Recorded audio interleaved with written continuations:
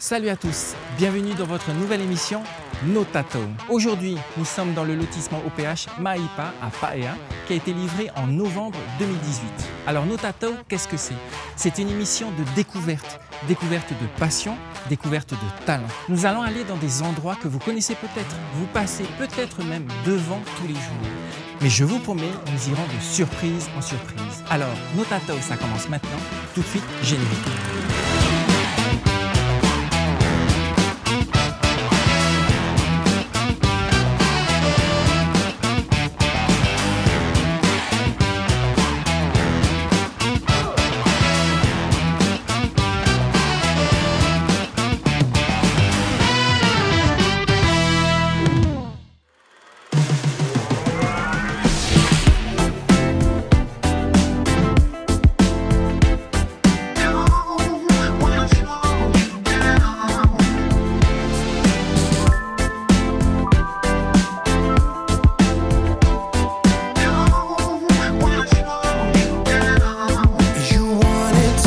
Aujourd'hui dans Notato, nous allons découvrir la résidence Maïpa située à Paea. Jerry, accompagné de son invité Margaret, nous parlera de l'Office polynésien de l'habitat qui fête en 2019 ses 40 ans d'existence. Mais pourquoi l'OPH, me direz-vous?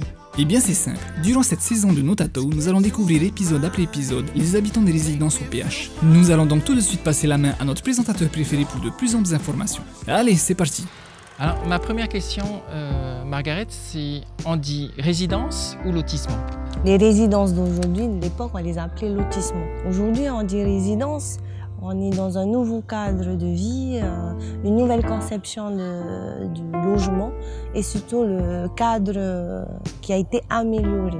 Quels sont les types de personnes qui viennent demander un logement à l'OPH? Nous avons des demandes de tout type de catégories, sauf que nous sommes en priorité sur des familles à revenus modestes.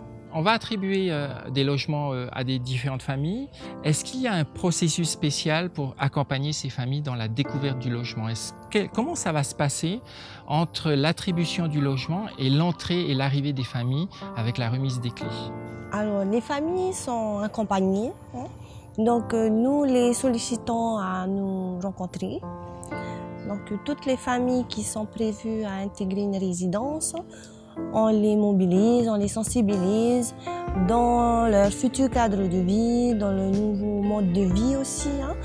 Donc c'est tout un mode de vie à se réapproprier.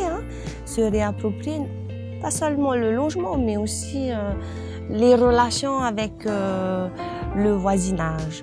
Effectivement, il y en a, ils se retrouvent avec le patriarche du site où ils ont une représentation de leurs propres parents. C'est un peu tout ce monde-là qui, pour eux, est nouveau. Pourquoi est-ce que c'est important pour l'OPH d'accompagner ces familles, d'accompagner les familles de locataires? On construit, mais on a aussi l'humain que l'on intègre au niveau des résidences. Donc, l'humain, c'est pas du béton. Donc, l'accompagnement est essentiel pour être en bonne cohérence avec notre métier. Merci beaucoup Margaret d'avoir participé à cette émission et de nous avoir donné toutes ces explications.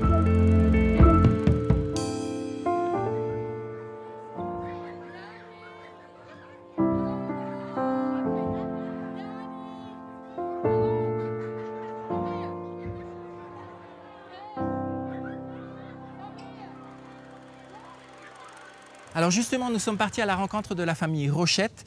Ils ont pu bénéficier d'un logement social il y a quelques années. Ils habitent le lotissement Vaiterupe à Paea. Et pour payer les factures, ils vont à la pêche tout simplement.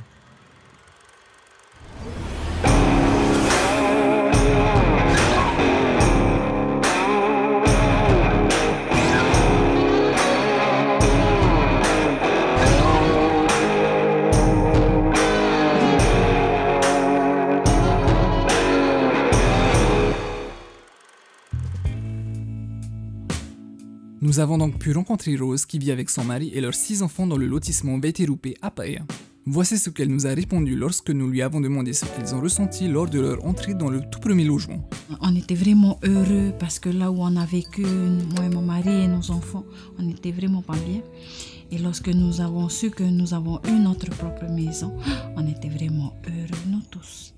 Même si on devait vivre ici une nuit sans lumière, hein, parce qu'on n'avait pas encore de courant, on était vraiment heureux.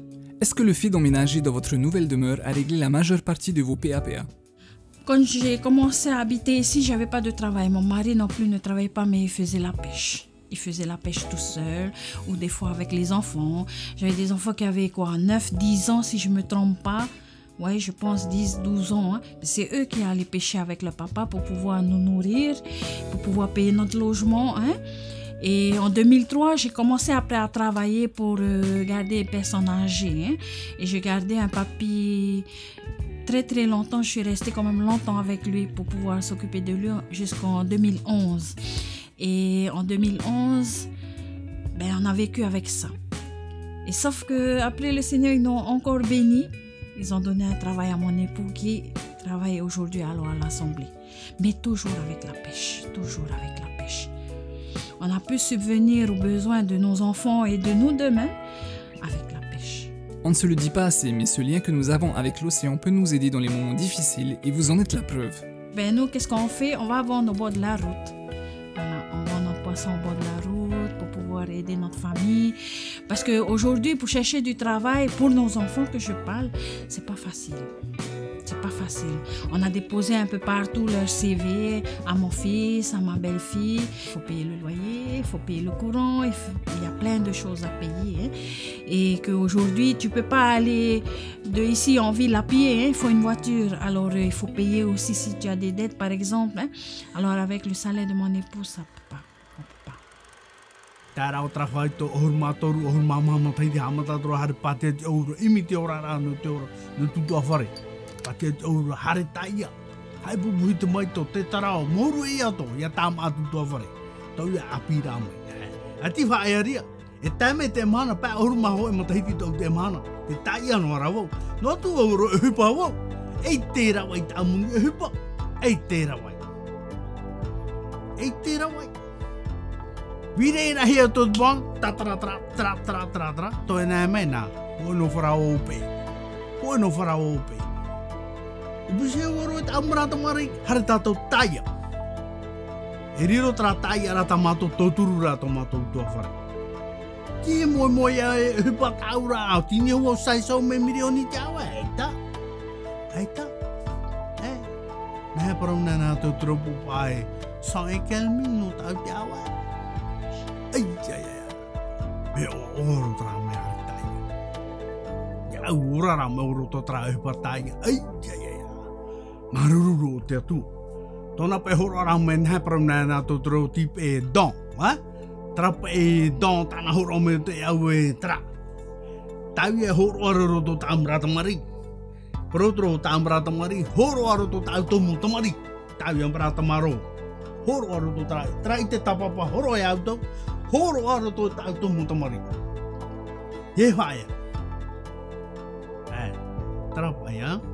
Et quels sont vos plus beaux souvenirs après toutes ces années? C'est d'être ici avec mon mari et mes enfants depuis 2002. On avait vécu ici comme des bons et des mauvais moments, mais on a toujours été unis en famille.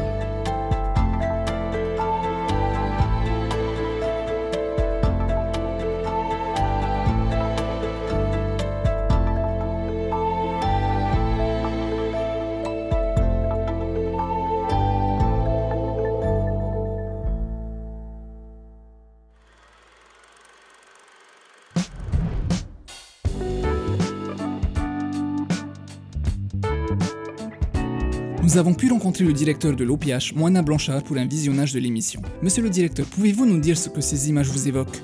Quand on regarde ces images, on se dit qu'il y a espoir.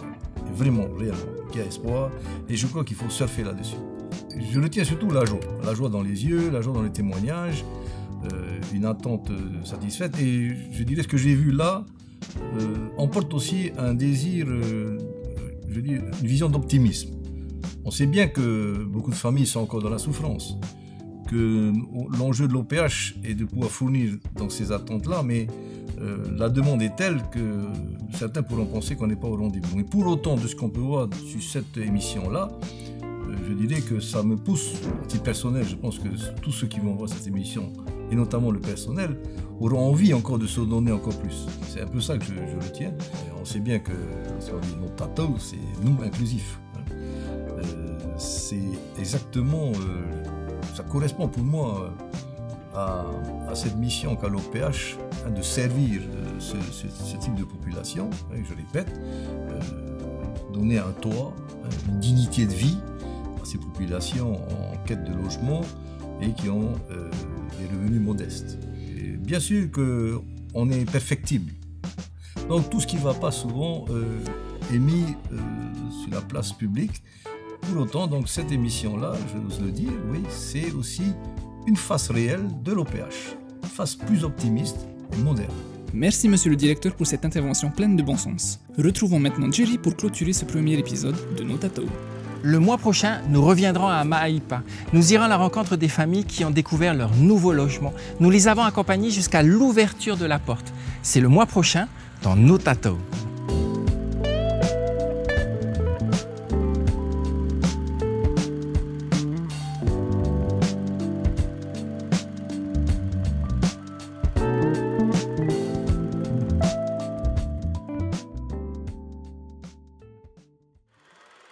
Prochainement, dans No Tatou, nous continuerons notre visite de Ma'aipa. Nous irons à la rencontre de 3 foyers et 3 histoires différentes. Les clés ont été distribuées et les habitants s'apprêtent à faire le grand saut vers une nouvelle vie. C'est prochainement dans No Tatou.